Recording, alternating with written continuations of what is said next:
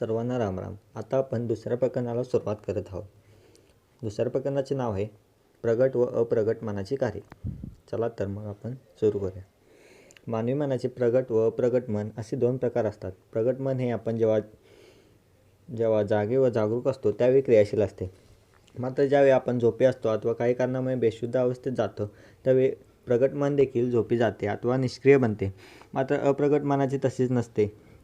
आपले अप्रगट मन हे 24 तास जागे असते. आपण जरी झोपी गेलो तरी आपले अप्रगट मन मात्र जागे असते. गेल्या काही वर्षांपर्यंत अप्रगट मनाविषयी फारसे कुणाला माहीत नव्हते. मानसशास्त्रज्ञांनी व संशोधकांनी अलीकडच्या काळात आपल्या अप्रगट मनाबद्दल संशोधन करून अप्रगट मनाची आपल्या जीवनातील महत्त्वपूर्ण भूमिका शोधून काढली आहे. प्रगट व अप्रगट मन यांची तुलना केली असता व त्यांची कार्ये लक्षात घेतली असता आपल्याला असे आढळून येईल की प्रगट मनापेक्षा अप्रगट मनाची कार्ये व उपयुक्तता ही अधिक आहे व त्यामुळे अप्रगट मन करीत असलेली कार्ये पाहता आपल्या जीवनामध्ये तसेच आपल्या जीवनातील यश अपयशामध्ये अत्यंत महत्त्वाची भूमिका बजावते असे आपल्याला लक्षात येईल. प्रगट मनाची व अप्रगट मनाची कार्ये लक्षात घेणे अत्यंत महत्त्वाचे आहे. प्रथम आपण प्रगट मनाची कार्ये लक्षात घेऊ. प्रगट मनाची कार्ये खालीलप्रमाणे आहेत. पहिले कार्य विचार करणे. जेव्हा आपण जागे असतो त्यावेळी आपले मन सतत कोणता ना कोणता विचार करत असते. आपल्या मनात प्रामुख्याने दोन प्रकारचे विचार येत असतात. एक विधायक व सकारात्मक पद्धतीचे विचार व दुसरा म्हणजे नकारात्मक पद्धतीचे विचार. आपल्यापैकी बहुसंख्य लोकांच्या मनात नकारात्मक विचारच थैमान घालवत असतात. लोकांच्या मनातले नकारात्मक विचार खालीलप्रमाणे असू शकतात. मला डायबेटिस आहे पण माझ्या शरीरातील साखरेचे प्रमाण कधीच कमी होणार नाही. मी रोज व्यायाम करण्याचा निश्चय करतो पण मी तो करू शकत नाही. माझ्या जीवनात अनेक प्रकारच्या समस्या आहेत. काही केले तरी या समस्या कमी होत नाहीत. मी कार्यालयात खूप प्रामाणिकपणे व मेहनत घेऊन काम करतो मात्र मला कधीच प्रमोशन मिळत नाही. या जगात कुणावरही विश्वास ठेवण्यासारखी परिस्थिती नाही. सर्व लोक विश्वासघातकी आहेत. माझी उंची इतरांपेक्षा कमी आहे त्यामुळे सर्व लोक माझ्याकडे बघून हसतात. अशा प्रकारे बहुसंख्य व्यक्तींच्या मनामध्ये स्वतःविषयी तसे इतरांविषयी नकारात्मक विचार येत असतात. बहुसंख्य लोक अशा प्रकारचे नकारात्मक विचार मनामध्ये वागवत असतात. या नकारात्मक विचारांची स्पंदने वातावरणात पसरतात व त्यामुळे खरोखरच नकारात्मक गोष्टी घडण्याची शक्यता वाढीस लागते. बहुसंख्य लोकांच्या मनात नकारात्मक विचार असल्याने जगातील बहुसंख्य लोक अपयशी झालेले दिसून येतात. त्या तुलनेने यशस्वी होणाऱ्यांची संख्या खूपच कमी असते. कारण फारच थोडे लोक मनामध्ये सकारात्मक व विधायक विचार आणून जगत असतात. जे मोजके लोक सकारात्मक व होकारात्मक पद्धतीने विचार करतात त्यांचे विचार खालीलप्रमाणे असतात. शर्यतीमध्ये धावण्याचा मी चांगला सराव केला आहे त्यामुळे आजच्या शर्यतीमध्ये मी नक्कीच प्रथम क्रमांकाने विजयी होणार. मी रोज नियमितपणे व्यायाम करीत आहे त्यामुळे मी दिवसेंदिवस सुदृढ व आरोग्यसंपन्न होत आहे. देही आरोग्य नांदते भाग्य नाही या परते या वचनावर माझा दृढ विश्वास आहे. जगणे सुंदर आहे. जगण्यावर शतदा प्रेम करावे यावर माझा विश्वास आहे. त्यामुळे माझ्या जीवनात नेहमीच आनंददायी घटना घडत आहेत. मी सर्वांशी प्रेमाने व आपुलकीने वागतो त्यामुळे लोकही माझ्याशी तितक्याच प्रेमाने व आपुलकीने वागतात. मी माझ्या संस्थेमध्ये निष्ठेने व प्रामाणिकपणे काम करीत आहे त्यामुळे या संस्थेत माझे भवितव्य निश्चितच उज्ज्वल आहे. मला भेटणारे बहुसंख्य लोक हे विश्वासार्ह व चांगले आहेत त्यामुळे या लोकांशी व्यवहार करताना मला नेहमीच समाधान लाभते. आपण वर दिलेले नकारात्मक तसेच सकारात्मक असे दोन्ही प्रकारचे विचार पाहिले. यांपैकी प्रत्येक विचारांची स्पंदने आपल्या मनामध्ये शरीरामध्ये व बाहेरील जगात प्रसरण पावत असतात व त्याच्या भोवतालच्या वातावरणावर व पर्यावरणावर निश्चितच परिणाम होत असतो. हे अनेक मानसशास्त्रज्ञांनी संशोधन करून सिद्ध केले आहे. त्यामुळे आपण ज्या प्रकारचे विचार मनामध्ये करतो त्यांची स्पंदने भोवतालच्या वातावरणात जाऊन ज्या प्रकारचे विचार असतात त्या प्रकारच्या घडण्यामध्ये त्यांचे रूपांतर होऊ शकते. ही गोष्ट आपण लक्षात ठेवायला हवी कारण आपल्या मनामध्ये प्रचंड ताकद व ऊर्जा असते आणि आपल्या मनातील विचारांचा परिणाम भोवतालचे वातावरण व व्यक्तींवर होत असतो. बहुसंख्य व्यक्तींच्या मनात नकारात्मक विचार जास्त येत असल्याने त्या विचारांच्या स्पंदनांचा परिणाम म्हणून त्या व्यक्तीच्या जीवनात तशाच निराशावादी व नकारात्मक घटना घडत असतात व बहुसंख्य लोकांना जीवनात अपयश येत असते. मात्र जे थोडे लोक नेहमी सकारात्मक विचार करतात त्यांच्या जीवनात त्यांच्या सकारात्मक विचारांच्या स्पंदनामुळे व सकारात्मकतेमुळे चांगले प्रसंग घडत असतात आणि त्यांना विविध कामामध्ये यश प्राप्त होत असते. ही वस्तुस्थिती जाणून घेऊन आपण त्यापासून असा बोध घ्यायचा आहे की आपण आपल्या मनामध्ये नियोजनपूर्वक व हेतुपरस्पर सकारात्मक व होकारात्मक विचारच आणायला हवेत. त्यासाठी आपण आपल्या मनाला सकारात्मक विचार करण्याची सवयच लावून घ्यावी. नेहमी सकारात्मक दृष्टिकोनातून विचार करण्याची स्वतःला सवय लावल्यास आपल्या मनात नकारात्मक व निराशावादी विचार येणारच नाहीत. ज्या वाचकांना सकारात्मक विचारांबाबत अधिक माहिती हवी असेल त्यांनी लेखकांनी लिहिलेले सकारात्मक स्वयंसूचना तंत्राच्या सहाय्याने 30 दिवसात स्वयंविकास हे पुस्तक अवश्य वाचावे. प्रगट मनाचे दुसरे कार्य म्हणजे शरीराच्या हालचाली करणे. शारीरिक हालचाली नियंत्रण करणे.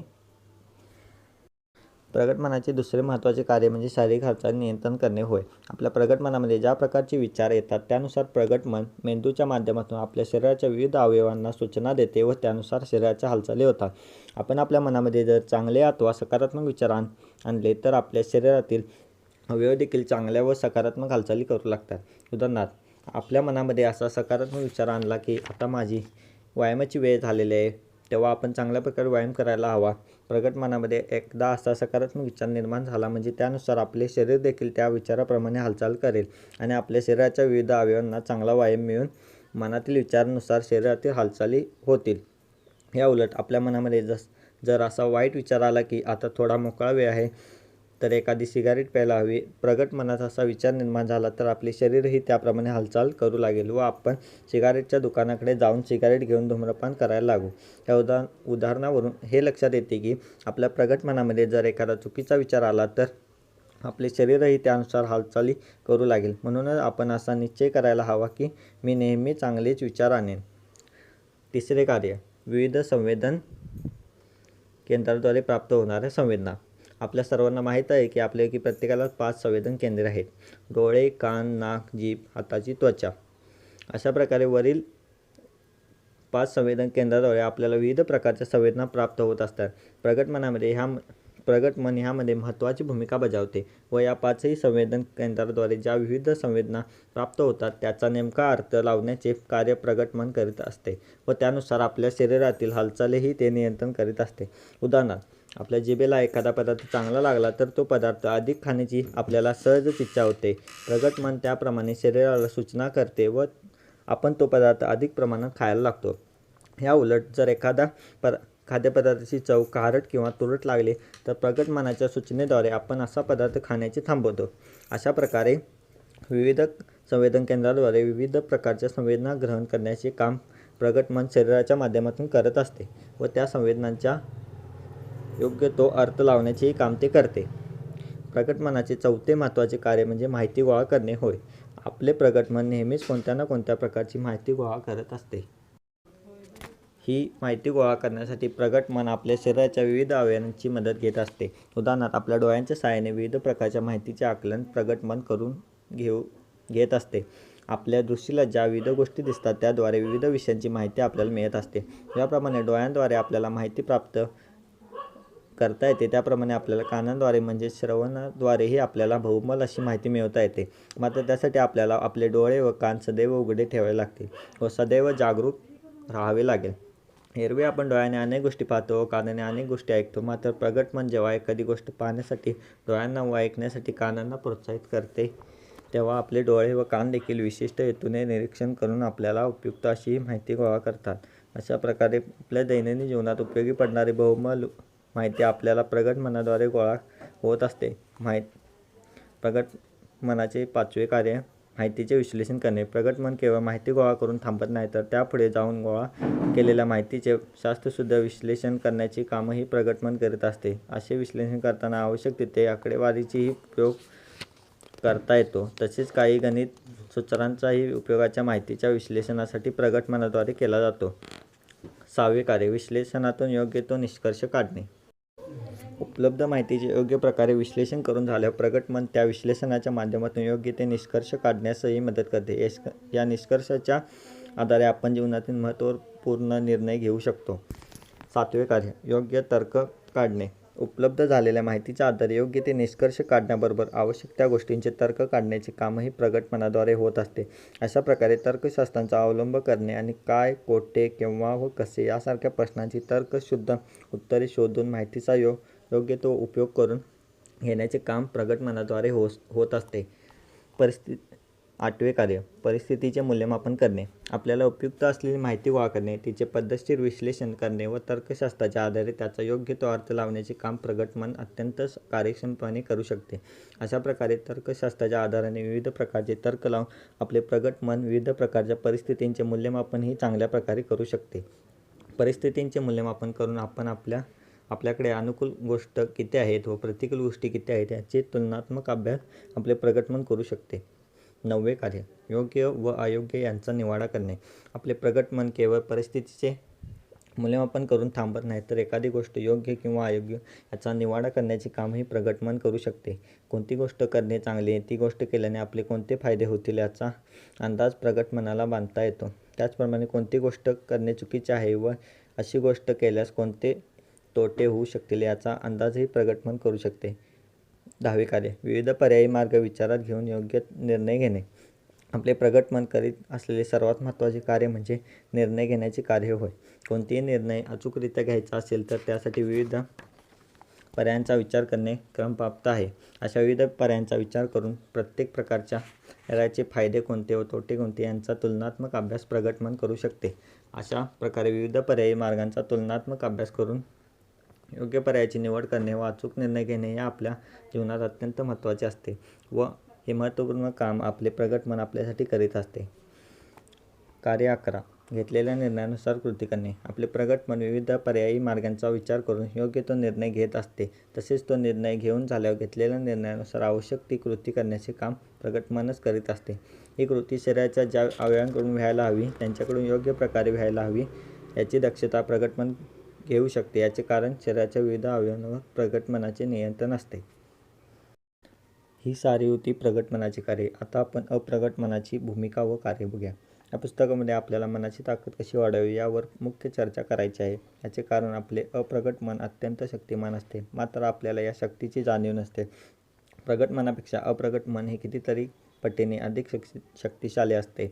या अप्रगट मनाला जागृत करण्याचे काम आपण योग्य प्रकारे केले व अप्रगट मनाच्या क्षमतेचा पुरेपूर उपयोग करून घेतला तर आपल्याला मनाची ताकद वाढणार आहे. प्रगट मनापेक्षा अप्रगट मन हे अनेक जास्तीचे कार्य करू शकते. या अगोदर आपण प्रगट मनाची 11 कार्ये पाहिली, तर आपण आता अप्रगट मनाची 22 कार्ये म्हणजे दुप्पट कार्ये पाहणार आहोत. ही कार्ये खालीलप्रमाणे सांगता येतील. पहिले कार्य संवेदनाची अनुभूती. ज्याप्रमाणे प्रगट मनाला संवेदना होत असतात त्याप्रमाणे अप्रगट मन देखील विविध संवेदनांची अनुभूती घेत असते.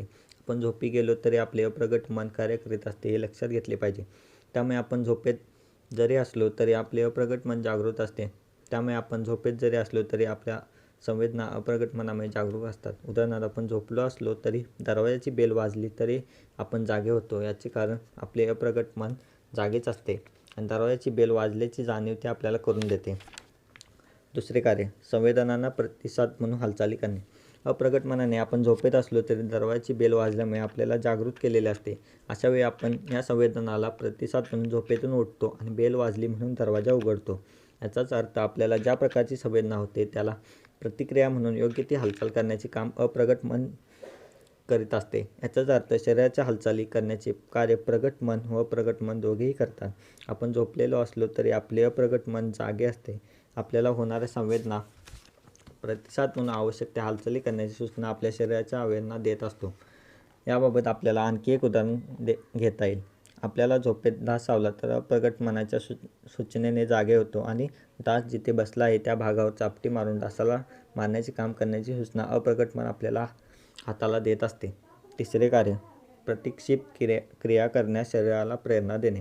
अप्रगट मनाचे तिसरे महत्त्वाचे कार्य म्हणजे एखाद्या संवेदनाची प्रतिक्रिया म्हणून आपल्या शरीराला प्रतिक्षेप क्रिया करण्यास तातडीने भाग पाडणे होय. उदाहरणार्थ एखादी स्त्री स्वयंपाक करीत असताना तिचा हात चुकून तव्याला लागला तर ताबडतोब प्रतिक्षेप क्रिया घडून व हाताला चटका बसून ती स्त्री आपला हात मागे घेते.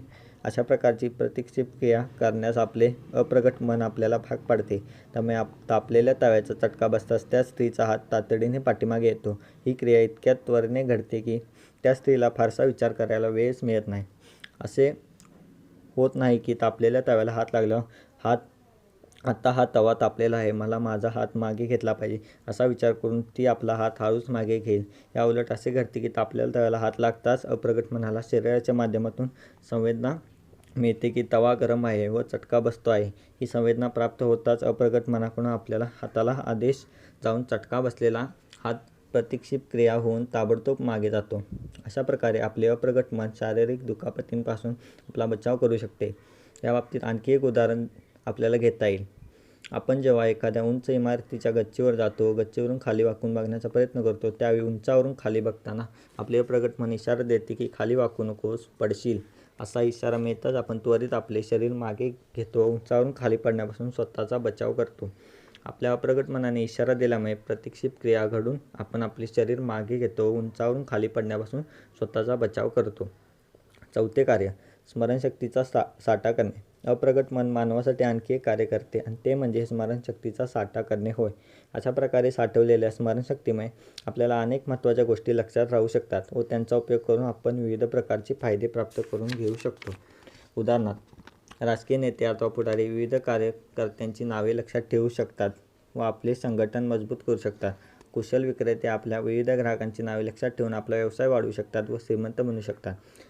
शालेय व महाविद्यालयीन विद्यार्थी अभ्यासातल्या महत्त्वाच्या गोष्टी लक्षात ठेवून जास्त मार्क मिळवून परीक्षेत प्रथम श्रेणी प्राप्त करू शकतात. आपली स्मरणशक्ती वाढवून स्मरणशक्तीविषयक विविध स्पर्धांमध्ये पारितोषिके प्राप्त करू शकतात. पाचवे कार्य, स्मरणशक्तीचा योग्य ठिकाणी उपयोग करणे. अप्रगट मन केवळ स्मरणशक्तीचा साठा करते असे नाही, तर साठवलेली स्मरणशक्ती योग्य ठिकाणी उपयोगिता देखील आणते. उदाहरणार्थ, आपण एखाद्या व्यक्तीला उसनवार पैसे दिले असतील तर ती गोष्ट आपल्या मनात संचित झालेली असते. आपले अप्रगट मन ही गोष्ट बरोबर लक्षात ठेवते व ती व्यक्ती भेटल्यावर आपल्याला त्या व्यक्तीला उसनवार पैशाची मागणी करण्याबाबत आठवण करून देते. याचाच अर्थ साठवलेली स्मरणशक्ती कोठे उपयोगात आणायची हे देखील अप्रगट मन जाणते व योग्य त्यावेळी आपल्याला त्याबाबत जाणीव करून देते. अशा प्रकारे आपले अप्रगट मन केवळ स्मरणशक्तीचा साठा करून ठेवते असे नाही, तर ही स्मरणशक्ती कोणत्या ठिकाणी उपयोगात आणायची आहे याचा अंदाज घेऊन त्याप्रमाणे अंमलबजावणी देखील करते. ज्ञान व माहितीचा संग्रह करणे. सहावे कार्य, आपले अप्रगट मन विविध गोष्टींबाबतचे ज्ञान आणि माहिती यांचा अचूक साठा करून ठेवते. आपल्या अप्रगट मनामध्ये अनेक गोष्टींबाबतची माहिती व ज्ञान साठवून ठेवण्याची मोठी क्षमता असते. या माहितीच्या आधारे आपला भूतकाळ कसा होता, आपला वर्तमान कसा आहे, तसे आपला भविष्यकाळ कसा असेल, ह्या सर्व गोष्टींबाबत आपल्याला अप्रगट मनापासून सिग्नल्स म्हणजे संकेत मिळत असतात. या संकेताच्या आधारे आपण खूप महत्त्वाची कामे यशस्वीपणे पूर्ण करू शकतो.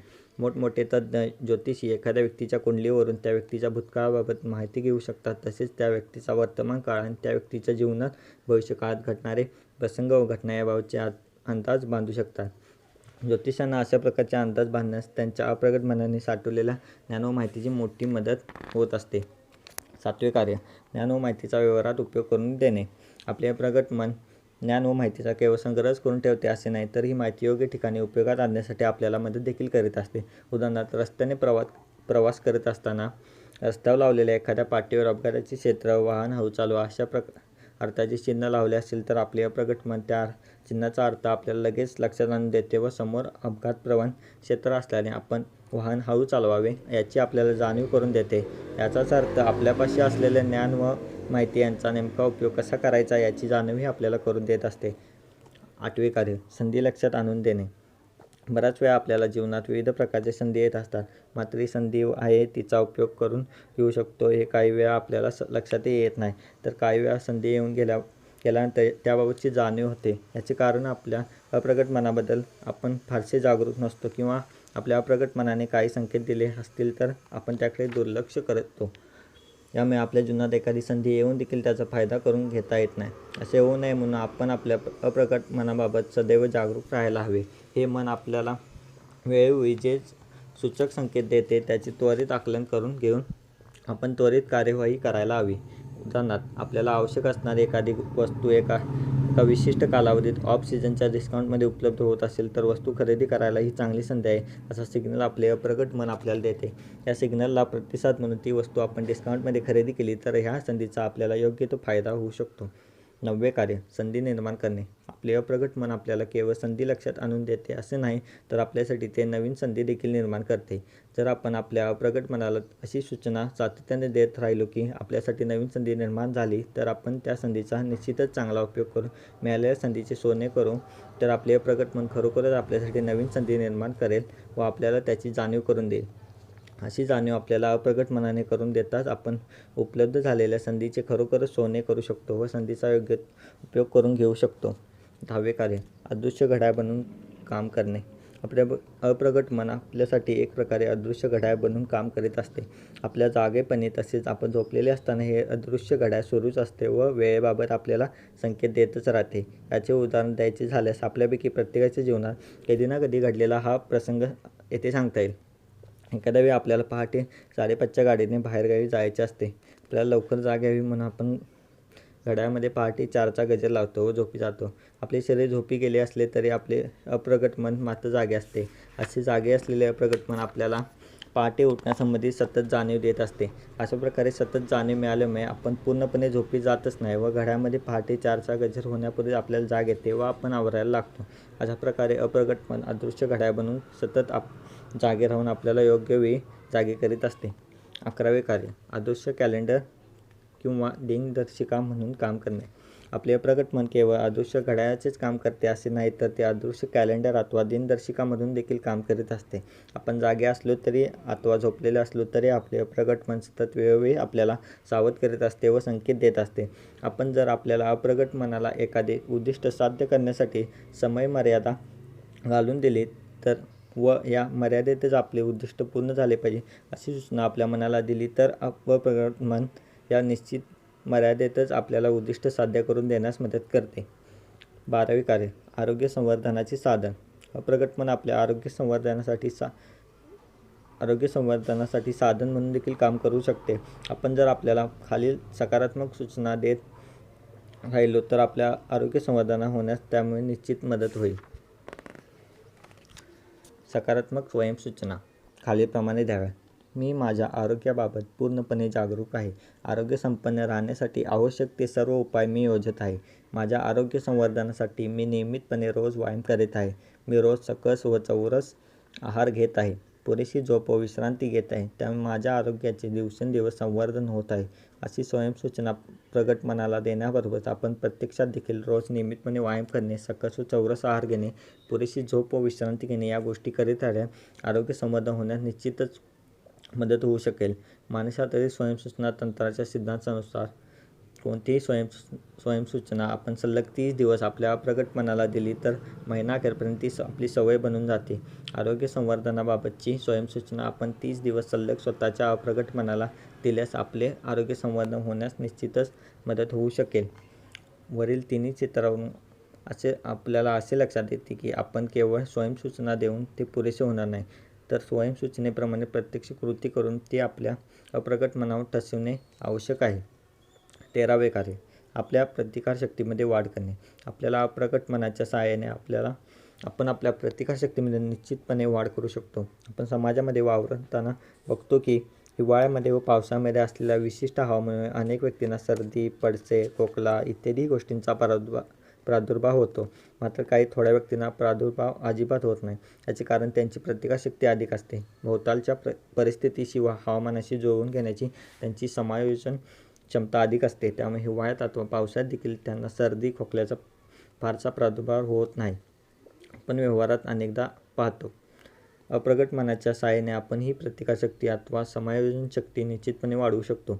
आपली प्रतिकारशक्ती तसेच समायोजन शक्ती वाढवण्यासाठी आपण आपल्या अप्रगट मनाला खालीलप्रमाणे सूचना देऊ शकतो. मी आरोग्य संवर्धनासाठी आवश्यक ते सर्व प्रयत्न करीत आहे. मी रोज नियमितपणे व्यायाम करीत आहे. जीवनयुक्त चौरस आहार घेत आहे. पुरेशी विश्रांती घेत आहे. या सर्व गोष्टी करत असल्याने माझी रोगप्रतिकारशक्ती तसेच समायोजन शक्ती दिवसेंदिवस वाढत आहे. रोगप्रतिकारशक्ती व समायोजन क्षमता वाढत असल्यामुळे भोवतालच्या हवामानात फरक पडत असला तरी त्याचा माझ्या आरोग्यावर कोणताही विपरीत परिणाम होत नाही. हवामानात व भोवतालच्या परिस्थितीत बदल झाला तरी मी या बदललेल्या परिस्थितीशी सहजपणे समायोजन करू शकतो. त्यामुळे मला कोणत्याही रोगाची लागण होत नाही. साधे सर्दी, पडसे, डोकेदुखी हे देखील माझ्या जवळपास फिरकत नाहीत. मी अत्यंत आरोग्यसंपन्न आहे. माझी रोगप्रतिकारक शक्ती व समायोजन क्षमता दिवसेंदिवस वाढत आहे. मी शरीराने, मनाने व बुद्धीने अत्यंत निरोगी व बलशाली आहे.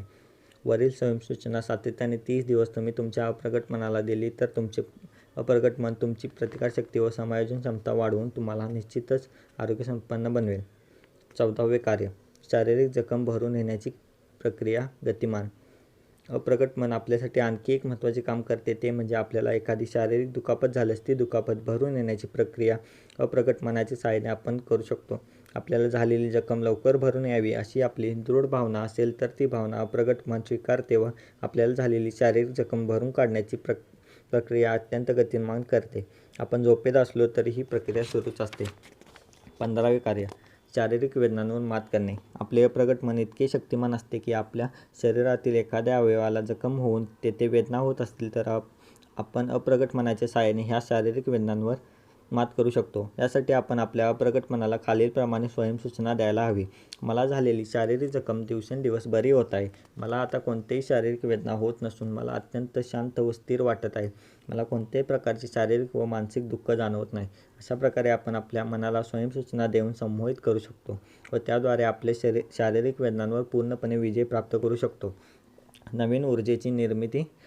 आपल्या अप्रगट 16वे कार्य नवीन ऊर्जेची निर्मिती. आपल्या अप्रगट मनाने ठरवल्यास ते आपल्यासाठी नवीन ऊर्जेचा स्रोत निर्माण करू शकते. आपली इच्छाशक्ती अप्रगट मनातूनच निर्माण होत असते. ज्यावेळी आपली इच्छाशक्ती तीव्र बनते व डोळ्यांसमोर एखादी विशिष्ट आकांक्षा निर्माण होते त्यावेळी आपले अप्रगट मन आपल्या शरीरामध्ये, बुद्धीमध्ये व मनामध्ये मोठ्या प्रमाणात ऊर्जा निर्माण करते, जिच्या सहाय्याने आपण कितीही कष्ट करण्यास व मेहनत घेण्यास सहजपणे तयार होतो. अशावेळी आपल्या शरीराला कोणतेही कष्ट फारसे जाणवत नाही. याचे कारण आपल्या अप्रगट मनाने आपल्या शरीराला पुरवलेली प्रचंड ऊर्जा होय. अशा प्रकारे नवीन ऊर्जेची निर्मिती करण्याचे महान कार्य आपले अप्रगट मन आपल्यासाठी करीत असते. उदाहरणार्थ, परीक्षा जवळ आल्या अगोदरच्या 7-8 दिवसांमध्ये हुशार विद्यार्थी अत्यंत उत्साहाने 15 ते 16 तास मन लावून अभ्यास करतात.